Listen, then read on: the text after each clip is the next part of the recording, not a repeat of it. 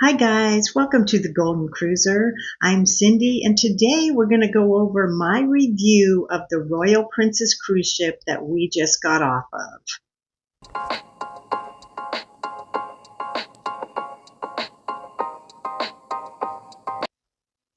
So we've been off now. We've been back less than a week. We were gone for 9 days total. 7-day Mexican Riviera cruise leaving from San Pedro, California, going to Cabo, Mazatlan, and Puerto Vallarta on the Royal Princess cruise ship. So I'm just going to go over my review of the ship, what I thought about the various things, such as the food, the activities, the entertainment, and so on. So grab a drink and your favorite snack, sit back and relax, and let's talk about cruising. So number one, the ship itself. Now Royal Princess holds about 3,560 passengers, so it's not a mega ship, it's not a really tiny ship or a big giant ship. It's really kind of just the right size for us anyway. It was built in 2013 and refurbished in 2018, and I thought it was in excellent condition. I didn't see anything wrong with it. It was immaculately clean, up to date. It looked really nice to me. Now, I've heard other people say it really needs refurbished, and I just didn't see it. I just thought it was in great shape. Now, the age of the passengers really varied on this cruise, from small kids to teens to older people like myself.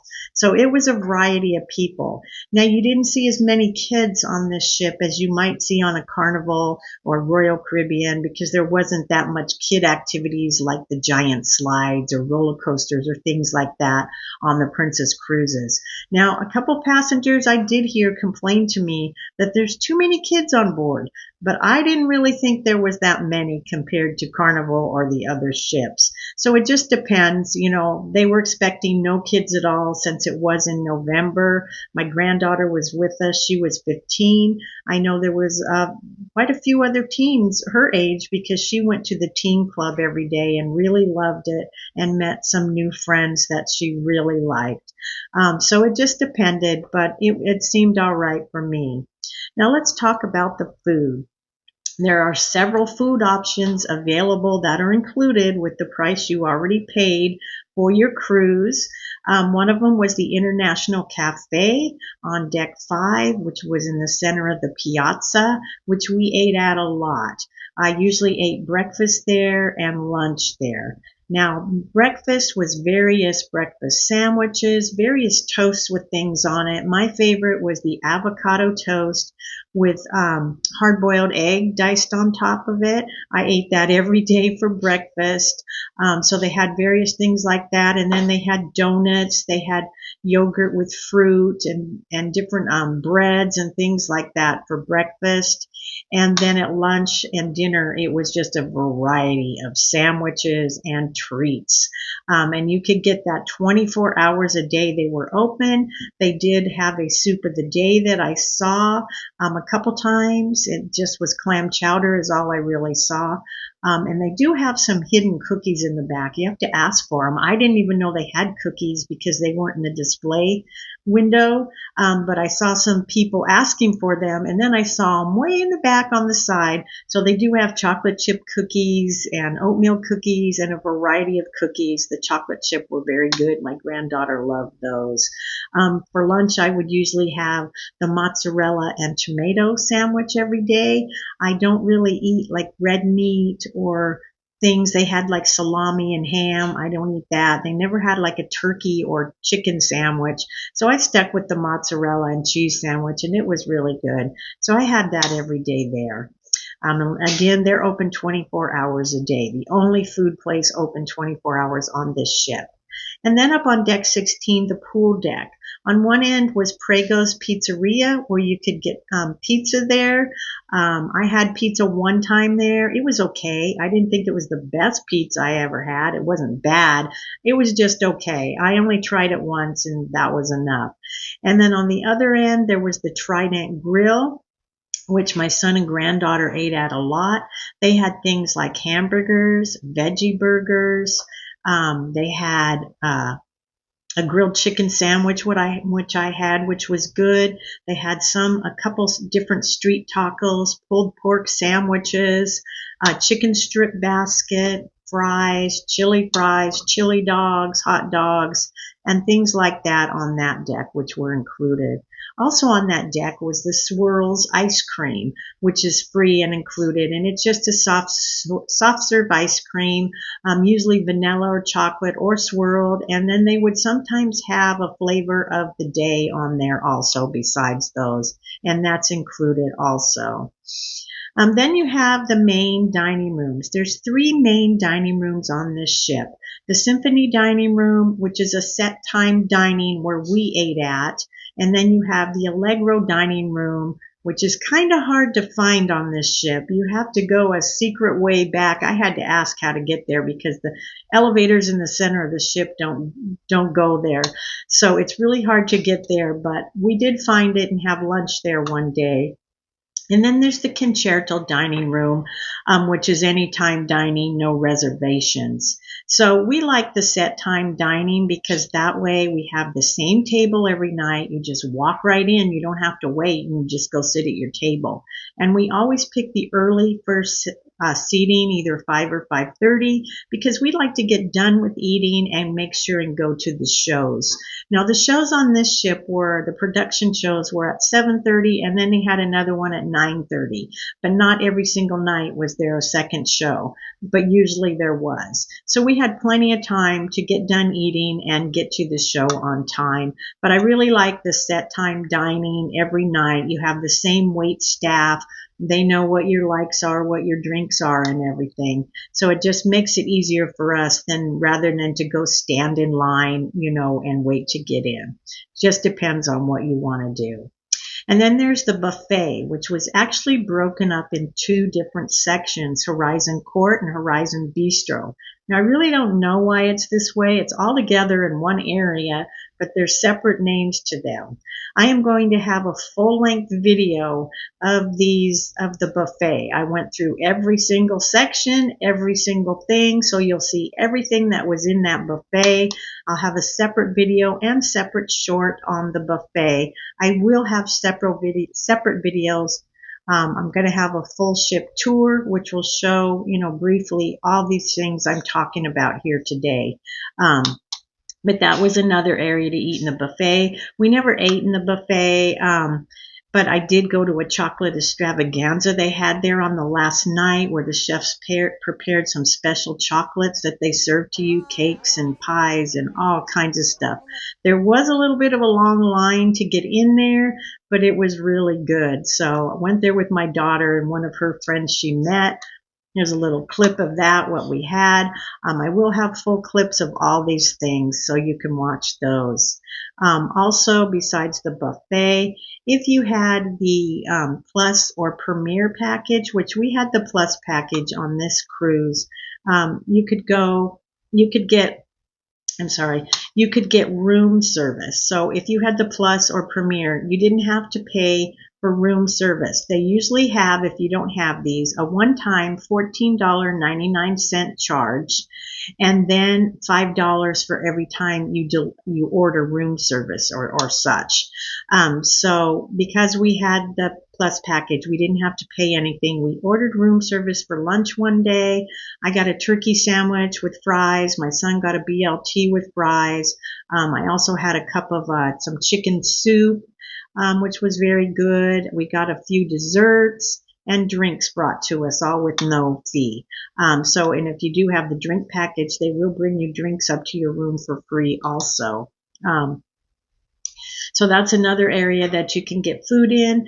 Now you don't have to pay if you're they have a little card in your room that is the continental breakfast menu for room service. It's like a door hanger, and you check off the items you want and hang it on your door and they'll pick it up. That you don't have to pay anything for. That's not the $5 fee. So you could get that every day. All the items we ordered were free on the menu. Now some of the things did have a fee for them that we didn't order, but other things there was no fee. You just find all those on your app.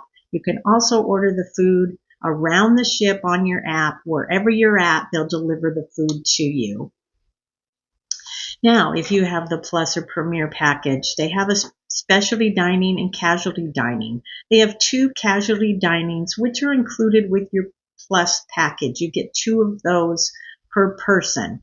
So one was Alfredo's Pizzeria, which I ate at. And the pizza was very, very good. This was on deck 6. You do get your choice of an appetizer, which was either a Caesar salad or minestrone soup, and I had the soup. And then you can choose your pizza, which is a very good sized pizza. I ended up taking some of it back to my cabin.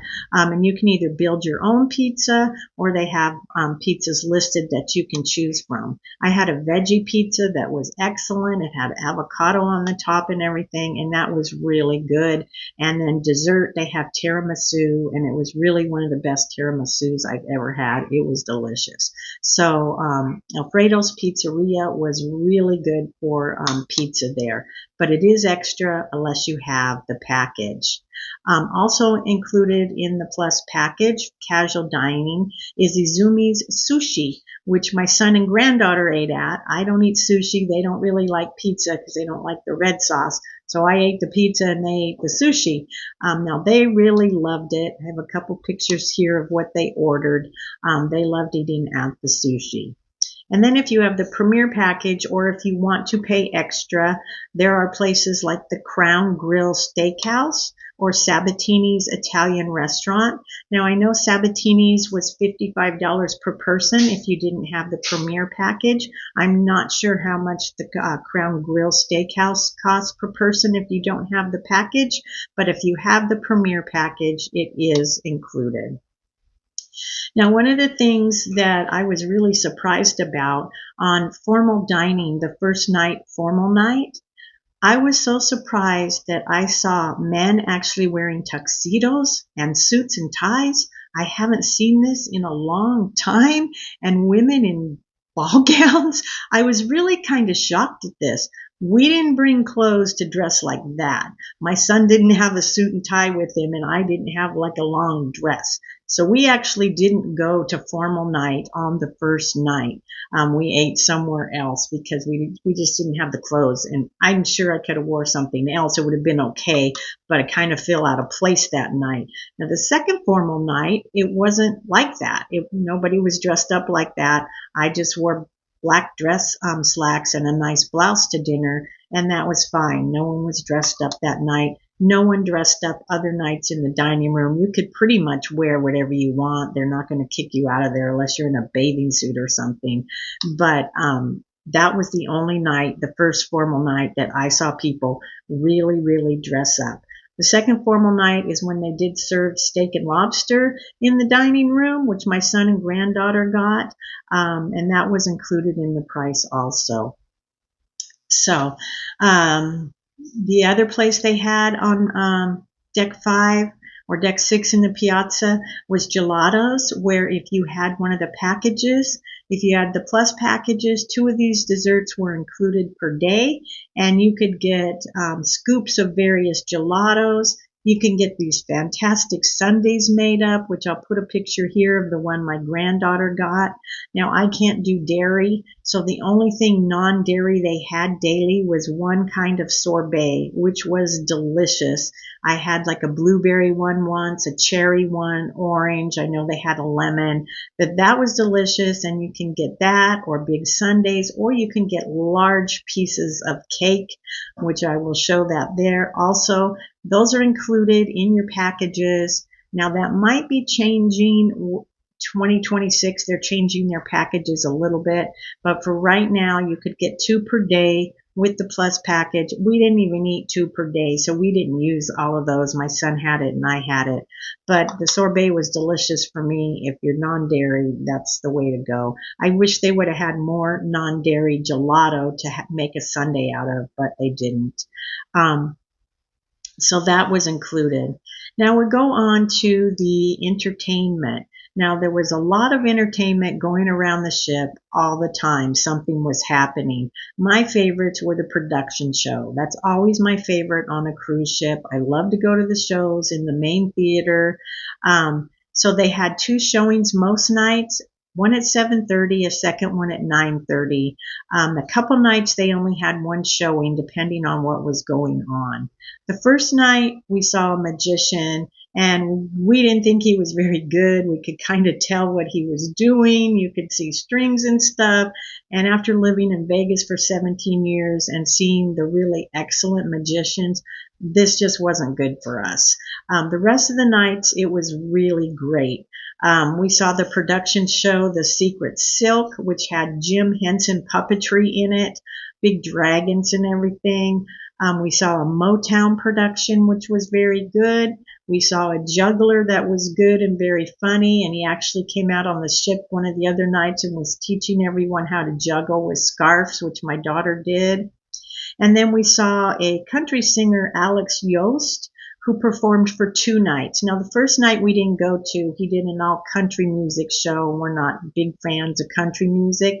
But the second night, he did a variety of music, which was really great, and he's a really good singer. So I'm glad we went and saw that. So the shows were really good that we went to see.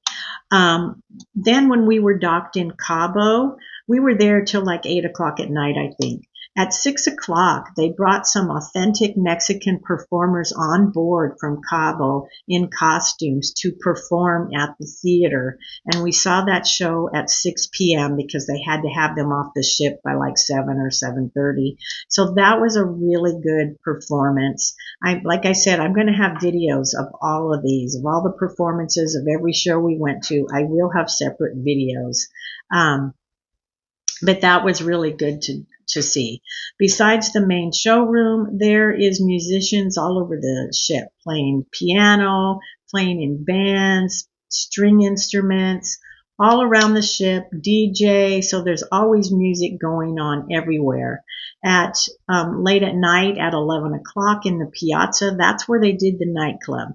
Now, I thought it was kind of strange. Usually on the ship, they'll turn one of their rooms into a nightclub, and you have to be 18 or over to go in. Now, this was just open in the middle of the ship, so anyone could go. So little kids, any kid that was there. My granddaughter went every night, but she's 15. She loves to dance, so she couldn't get her off the dance floor at all. She stayed there till 1 in the morning when it was over with my son, like every night, because they love to.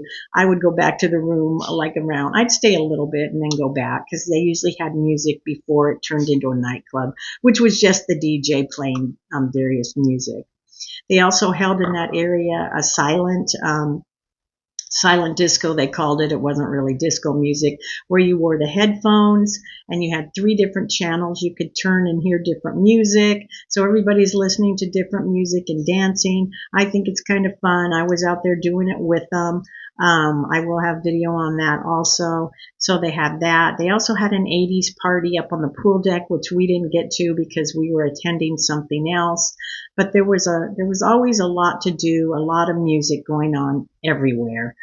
They had mariachi band down there in the piazza playing a couple nights. When we first boarded the ship, they were there. So there was a lot going on. Now, the pool, it was always crowded. It was so hot in Mexico in November.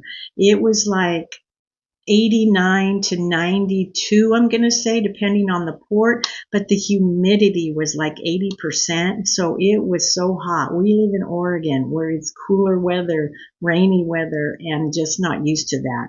So everyone was at the pool because it was so hot. Even the adult pool was just crowded. You couldn't get in there at all. So we never even got to the pool, which I had planned to do on this trip. But it was just too crowded and actually too hot to even lay out at the pool when we were in the ports. Now, when you go to Cabo, you do have to take a tender boat into Cabo from your ship, which I have a video of that already out there. Go and look at my short videos. I post one every single day, and I have tons of them about this cruise, other cruises. And so I have a video on the tender boat, what it looks like, how you get off the ship on it, what it looks like getting into Cabo, where you get off. I'm going to have videos on all the ports. So look at my short videos also, not just these full-length videos. Go and look at my shorts. There's a lot of them. They're 3 minutes or less in time. So to get a tender boat on the ship, you got a paper in your room that told you about the tender boat. And you had to go down to guest services and pick up tickets. One person from your party goes down and gets the tickets. My son went and got them. And then it tells you about what time they're going to call your number for you to get off the ship. Well, ours was going to be after like an hour of them letting us off in port. But they do this so that everyone's not just going down there and trying to stand in line for the tender boat. So you do get a ticket, and that's how you get off onto your tender boat, which takes you into Cabo. The rest of the ports, the ship docks right at the area where you get off, so you don't have to tender boat. So there's some highlights of the ship. Now, last but not least, I want to talk about our cabin. If you heard me talk about this trip before in any of my videos, I had said that I had booked an obstructed view balcony cabin for the three of us, my son, granddaughter, and I, because I got such a great deal. It was so inexpensive. It was almost the same price as an interior cabin. And so I booked it. And I kept wondering when they wanted me to bid for an upgrade. Should I bid? Should I change this?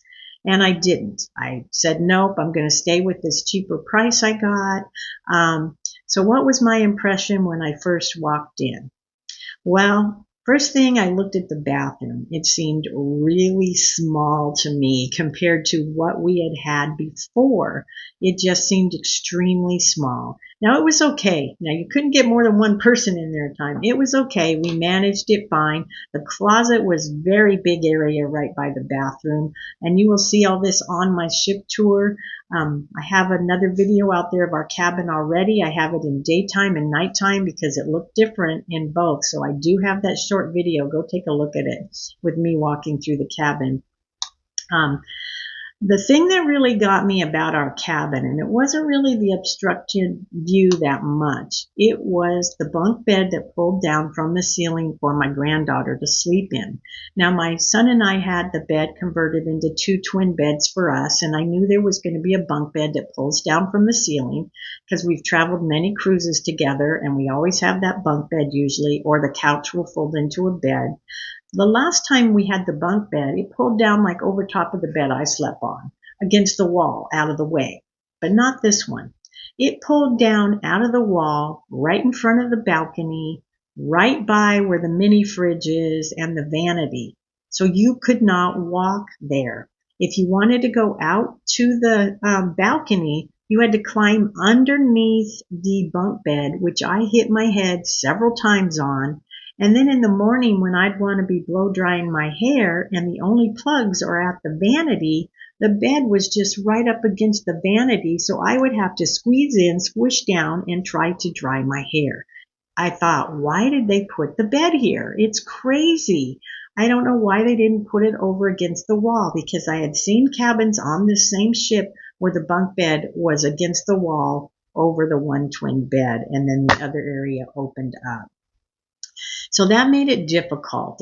But about after the third day of this, my son figured out how he could put the bed up, because usually the cabin attendant would come in the morning after we'd left the room for the day. Then he would put it up, and then at night he would come back. They do service twice a day on Royal Princess, so they make up your room in the morning and then turn down at night. At night he would pull it back down. My son figured out how to get it up.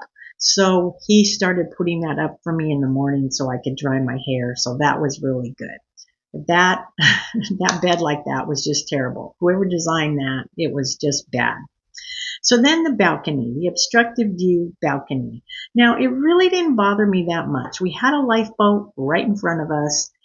You could see over it. Now, if you looked far to the right, there were some like poles holding the lifeboat and things like that, and look the other way. You could see straight out, but for me, for filming purposes, I don't think I'd do that again, have that boat there, because it was hard to film all the way. I always had the lifeboat in my film, look at some of my short videos and things from our balcony, and you'll see what it looks like. But it was okay. We managed in the room. My son and granddaughter had no complaints. It was fine for them. And it was all right. I mean, we managed just fine. We weren't in the room that much, really only at night to sleep. Maybe sometimes we'd come in and just take a little rest. But that was another thing. When that bunk bed was put up during the day, my granddaughter really had nowhere to lay down or sit. The only thing they had was the chair that went into the vanity. So she was usually laying on the floor with a pillow because there was nowhere for her to be. Like if we're resting on our twin beds and I would tell her, come up here with me. It's a small bed though. She would just lay on the floor, get a pillow and a blanket and lay there. So that was another thing about that bunk bed that went up and down. There's really no place for that third person when that bunk bed's up to sit or rest or watch TV. She would come in between our beds and lay there to watch TV when it was down. So would I book a cabin like that again? No, I would not. But it was a great deal and it was okay. We managed it and everything. But no, I wouldn't book it again just because of the way that bunk was. If I knew the bunk was somewhere else, I might book that again. So there you have it. That's just some things about the ship. Like I said, I'm going to have more full-length videos. I'm going to have a full ship tour here. I've already put that video together, so I'm getting ready to put that out, and that's going to be the whole ship, everything on the ship. I go around the whole ship and film that. So I will have that coming out, and then go to my shorts and check those out. You'll see a lot of filming I did, a lot about this ship and all the ports we went to. So there it is. There you have it. Just some reviews on the Royal Princess. We did have a wonderful time. We had a lot of fun. We had good food. And yes, I would sail again on Royal Princess. It was a nice ship. So I want to thank you for stopping by today. If you liked my video, please give it a thumbs up. And please consider subscribing to my channel. It really does help me a lot. So thank everybody. Thank you all again for stopping by and have a wonderful day. Bye for now. Hope to see you soon.